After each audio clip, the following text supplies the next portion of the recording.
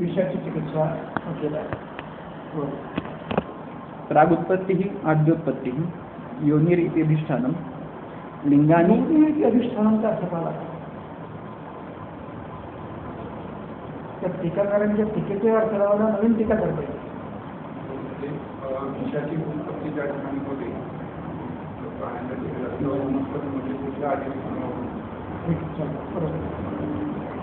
लिंगाने देह संबंधी विषय लिंगाने तथा अन्नादिगतस्य च लिंगानी अत्र अन्नादिगत लिंगाने एवढं म्हणून झाल्यावरती एक वाक्य खूप महत्वाचं आहे. न्यायांचं पण तरी पुढे सांगितलं लौकिक न्याय.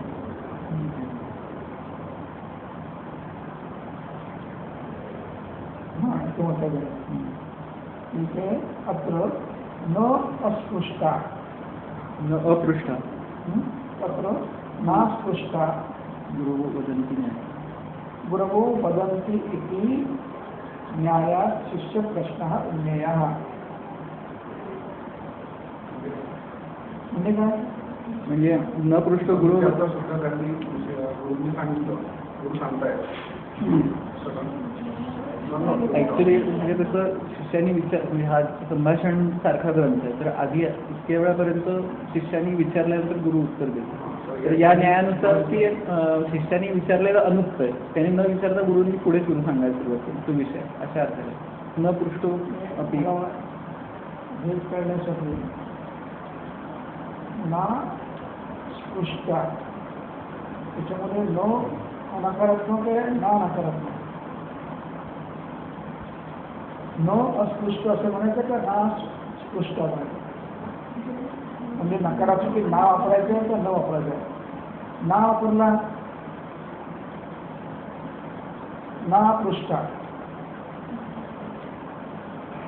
ना तो नुसतं पृष्ठावर आणि न अपृष्ठा असं केलं तर न अ काढला तर पृष्ठ असत पुन्हा तोच असतो. म्हणजे नेमकं हां इथे नेमकं याला काय म्हणायचं? त्याला नास्पृष्ट नापृष्ठा असं म्हणायचं. म्हणजे इतकं असं कशाला होतं न अस्पृष्ट असं काय?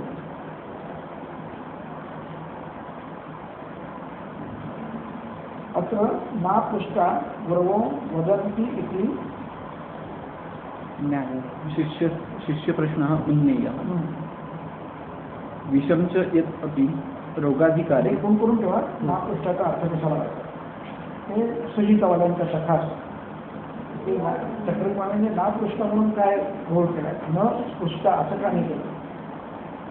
न स्पृष्टा किंवा अस्पृष्टा असं म्हणतात वेळ असतं. स्पर्श नाही केला, विचार नाही, स्पष्ट केलेलं नाही, ते पण कसे काय सांगितले? ते पण सांगितले. गुरु सांगतात विचार तरी सांगून असतात संदर्भाने किंवा महत्त्वाचं म्हणून विचारले तरी ते सांगून असतात. अशा अर्थाने तो वाक्य असेल तर तिथे काय पाहिजे? न स्पृष्टा न स्पृष्टा किंवा न पृष्टा असं पाहिजे. म्हणजे त्यांनी न काय केलं? न पृष्ठा पृष्ठा असं केलं. ठीक आहे, तुम्ही फोन करा आणि मग डिक्शनरीत बघा पृष्ठ शब्दाचा अर्थ काय, अस्पृष्ट शब्दाचा अर्थ काय. तिथे स्पर्शवाचक शब्दातून नाही आहे. स्पर्शवाचक धातू हा स्थूल आणि प्रश्न विचारणारा हा पृष्ठ. म्हणजे पृष्ठ म्हणजे ना पृष्ठा किती विद्यार्थ्यांनी किंवा एखाद्याने विचारले त्याचं उत्तर तर देतात लौकिक न्यायाने असा अर्थ असू शकतो. चला पुढं विषम गुरव वदन्ति की न्यायात शिष्य प्रश्न हा उन्नया.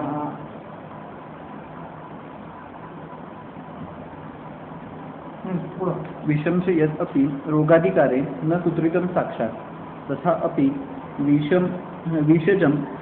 विषजं मदाभिधानात् तत्कारणतया सूत्रितम् एव रोगाधिकारे ज्ञेयं तेन नोत्सूत्रम् इह विषाभिधानम् इति.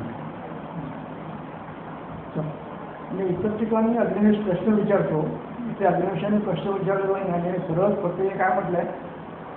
अग्निवेश निबोधने, अग्निवेशाने सांगतो ते ऐक, असंच सरळ म्हणाले. त्यांनी प्रत्येक त्यांनी प्रश्न विचारले, विसर्प कशाला म्हणायचं, तो असा असतो तो, त्याला विसर्पक का म्हणतात, व्युत्पत्ती काय त्याची वगैरे अनेक प्रश्न विचारले. तसे ते काय विचारले म्हणून इथे न हा जो इथे न पाहिजे आणि हा जो एक जास्तीचा हे आलाय तो बहुतेक स असावा, न स्पृष्टा असं असावं. तर पण तो लौकिक न्यायांमध्ये पण नापृष्ठ असंच जाईल. असंच होतं. मग त्याचा अर्थ काय नापृष्ठाचा? न विचारता त्यांनी सांगितलं अशा अर्थाने तो सांगितलं. तो साहित्यिक शब्द आहे, म्हणजे तो लौकिक चिकित्सकला नाहीच येतो बाहेरचा प्रश्न. तो नापृष्ठ हा शब्द विचार कसा वापरायचा म्हणजे न विचारलेला नाही. न्याय. अमृतार्थम समुद्र येतो हे बरं का, हा न्याय तुमचा याच्यात असेल मग लौकिक न्यायांजलीमध्ये आहे असेल, किंवा मग आपल्या शरीर न्याय हा मागच्या नाही ऑप्टेनमध्ये नाही आहे, आपल्या सर्व गोष्टीमध्ये हा नाही आहे. नाही हा आपल्यामध्ये हा न्याय नाही आहे. हो, कारण आम्हाला फर्स्ट इयरला हा होता त्यावेळेस आम्ही मग शेवटी असं विचारून किंवा हे करूनच मग शोधून काढलं.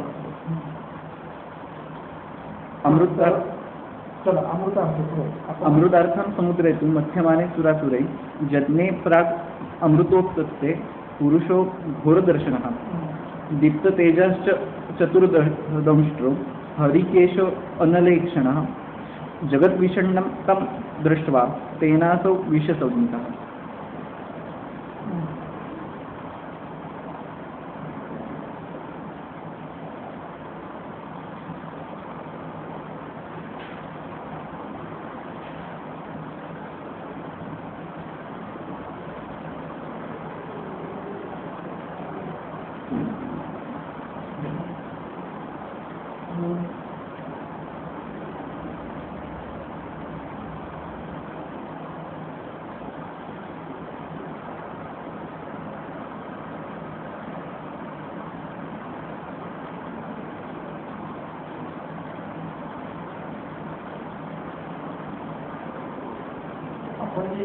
समुद्र मंथनाची प्रतिमा डोळ्यापुढे आपल्या आहे. तो मला पर्वत मोठा, त्याला वासुकी बांधलाय आणि समुद्रात ठेवलाय असं असेल तर ते की ते सूचक आहे, ते सूचक असू शकतं. प्रत्यक्षात कसं करणं शक्यता काय, समुद्रात पर्वत आपण टाकायचा आणि तो घुसवायचा वासुकीने, त्यातून एक वस्तू वाढायची, त्या कल्पना आहे, कविकल्पना आहे. त्यातल्या मुळात काहीतरी वेगळा संकेत आहे. सृष्टीच्या निर्मितीमध्ये असे घुसळण झाली आणि जसं सगळे जन्माला आलं त्यालाच पुरुष म्हणतात, त्याला विराट म्हणतात. यज्ञेन यज्ञमर्यंत देवा हा या श्लोकामध्ये म्हणजे प्रत्यक्ष आत्मतत्वाला बळी दिलं आणि आज त्याला पुरुष जन्माला घातला. पुरुष म्हणजे हा सृष्टी. मग ते परिचय त्यात एक वस्तू जन्माला त्यात विषयसुद्धा मनुष्य रूपाने जन्माला असं म्हटलंय ना. तिथे पुरुष या शब्दाचा अर्थ सृष्टी असा, कारण लोक पुरुष, लोकाला सुद्धा मी पंचभौतिक पुरुष असं म्हटलेलं आहे सृष्टीला. म्हणजे केवळ मनुष्याला पुरुष म्हटलंय ठीक आहे, आपल्याला पुरुष म्हटलं हे ठीक आहे, पण शब्दात्मक पुरुष म्हणताना पंचमहाभूत आणि आत्मा असा म्हटलेला आहे.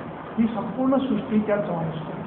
भूमी, वृक्ष, अन्य वस्तू सगळ्या, अनेक ग्रह, हा सगळा पुरुष आहे. पुरुषोयम लोकसंमता, लोक म्हणून लोक त्याला पुरुष म्हणतात. इथे पुरुष शब्दाने या सृष्टीतली प्रत्येक वस्तू जन्माला आली. कशा जन्माला आली? ज्या वेळेला सुरुवातीची अवस्था अशी होती, अगदी सुरुवातीला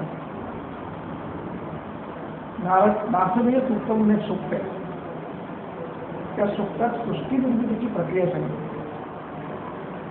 आणि आंब होता. आंब म्हणजे पाण्यासारखा पदार्थ होता, त्यातून मग सगळं जन्माला आलं.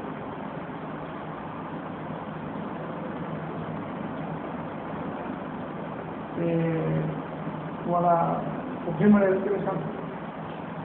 एक तर आठवलेंच्या जी पुस्तकं आहेत कोणत्या आठवले पाठवून शकते त्यांच्या प्रार्थना प्रीती नावाच्या पुस्तकात शेवटी हे नासडीय सोप्प आहे.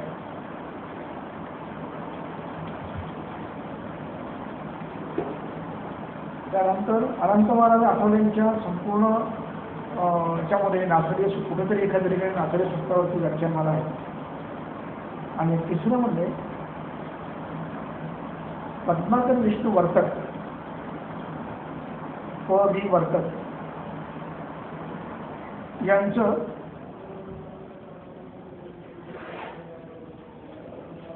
उपनिषदावरचं पुस्तक आहे. त्यात शेवटी नासडीय सूक्त आहे. सृष्टी निर्मितीची प्रक्रिया कशी झाली आधी सगळं पाणी होतं आंब, मग ते हळूहळू घट्ट होत गेलं, त्यातून काही वस्तू अशा निर्माण झाल्या अशी ती प्रक्रिया त्यांनी सांगितली. किंवा इथे पुरुष विश्वरूपाने जन्माला आला या याचा अर्थ काय, सृष्टी जन्माला आली, त्यात काही वनस्पती रूपाने आले, काही नागरूपाने आले, काही वासुदेव रूपाने आले, असे जन्माला हा त्याचा अभिप्राय.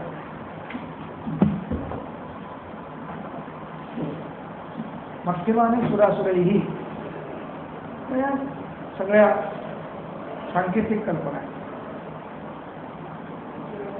जगात सृष्टीत जेव्हा दोन वृत्तींचे झगडे होतात, सुर आणि असुर, त्यावेळेला मग सृष्टीला काहीतरी करायला लागतं हे झगडे थांबवण्याकरता. असा प्रकार झाला काहीतरी आणि त्यातून त्यामध्ये मिसळण झाले. सांकेतिक माहिती असल्यानं आपण त्याच्या शब्दशास्त्रामध्ये पाहतो, सांकेतिक ओळख घेतात. पुढं जंगमस्थावरायाम. आता यात शेवटी दीप्ततेजा चतुर्दंष्टो हरिकेशा अनवेक्षणा, पिवळ्या रंगाचा केश असलेला 4 दात असलेला दीप्ततेजाचा मनुष्य जन्माला रोज जन्माला. याचाही अर्थ काय असेल तो वेगळ्या अँगलने बघायला पाहिजे की असं काय आहे.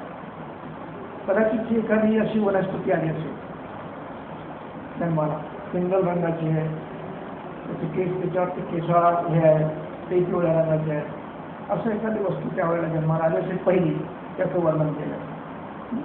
आता ते पाहिल्यावर जग विषण्ण झालं. अशी वनस्पती जेव्हा लोकांना दिसली फिरताना तेव्हा ते विषण्ण झाले, आणि विषण्ण झाले म्हणून त्या वस्तूला विषय नाव पडलं. चक्रपाणीची टीका अशी आहे, सपुरुषा विषमुच्यते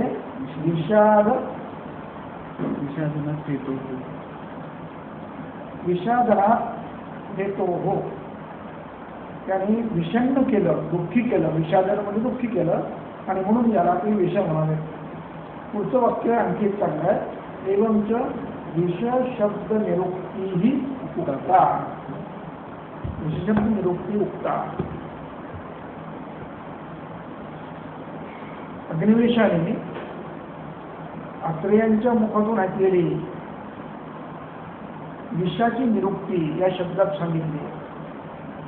कुठल्या? जगत विषण्णम तम दृष्ट्वा जगत विषण्णम अभवत. त्याला पाहून जग विषण्ण झाला आणि म्हणून त्याला विषनाव पडलंय. अशी त्याची विशेषब्दाची व्युत्पत्ती आत्रेयांनी सांगितली आणि ती याने लिहिली. बरोबर आहे इथपर्यंत. आता तुमच्या अष्टांग हृदयात जिथे तंत्रयुक्ती सांगितल्या त्यात शेवटी कल्पना सांगितल्या. त्यात कल्पनेमध्ये विद्याकल्पना म्हणून कल्पना आहे, माहिती आहे का तुम्ही? विद्याकल्पना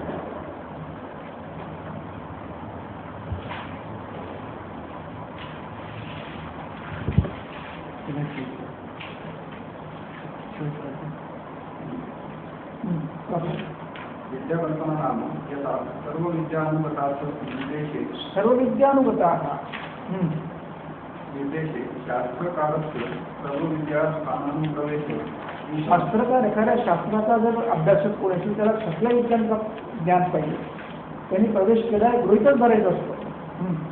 नीलशास्त्रे नीतस्तुतिवचना विना अपेक्षते तत्र आर्द्रसन्तानतात्यागः इत्यादीना वाक्येन बुद्धिं म्हणजे अर्धसंतानाचा त्याग हे वाक्य लिहिताना अष्टांगहृदयकार किंवा मूळ ग्रंथकार जो कोणी असेल तो चरक किंवा ज्यांनी धर्मशास्त्रांचा अभ्यास केला होता म्हणून तो ते लिहू शकला. इत्यादीना वाक्येन बुद्धिवचन विषय अध्यात्म विद्या संग्रह हे दृक लिहिते हे सगळं त्यांनी वाचलं असलं पाहिजे. वाचे देव विश्व इत्यादीना धर्मशास्त्र उपदेश संग्रह तथा जगद्विषण्णं तं दृष्ट्वा तेन असौ विषयसंयुक्तः इत्यादीना पद व्युत्पत्ती विमुक्त इत्यादीच्या ज्ञानकरणार्थ शब्दविद्याया विरुक्ते उपसंग्रह त्याचाही त्यांनी संग्रह केला आहे. ही गोष्ट गृहीतच झालेली. जेव्हा एखादा विद्वान अभ्यास करतो एखाद्या विषयाचा तेव्हा न्याय निरुक्ती धर्म इत्यादी सगळ्यांचा त्यांनी अभ्यास केला असेल नव्हे तो करतोच हे गृहीत धरलेलं आणि त्याला म्हणतात विद्या करतो. म्हणजे तुम्ही बघा आता की तुम्हाला म्हणावं कोण करतो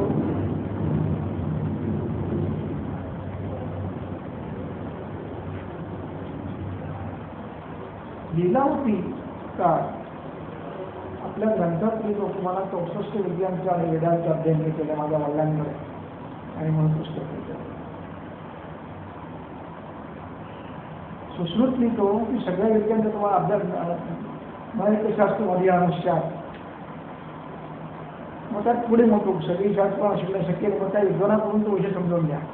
सगळं तात्पर्य आहे की विद्या कल्पना हे गृहीत धरली आहे की तुम्हाला न्याय निरुक्ती अमुक सगळे विषय तुम्हाला माहीत असलं पाहिजे हे गृहीत धरलं आहे. जेव्हा एखादा मनुष्य एखादा ग्रंथ लिहितो किंवा त्याला हे सगळं माहिती आहे असं गृहीत धरलं जातं त्याला म्हणतात विद्या कल्पना. आणि म्हणून चक्रपाणी म्हणतो की अग्रेय यांनी विद्या कल्पना या न्यायाने त्यांना सगळे विषय अवगत होते म्हणून त्यांनी त्याची निरुक्तीच देऊन टाकली विषयाची.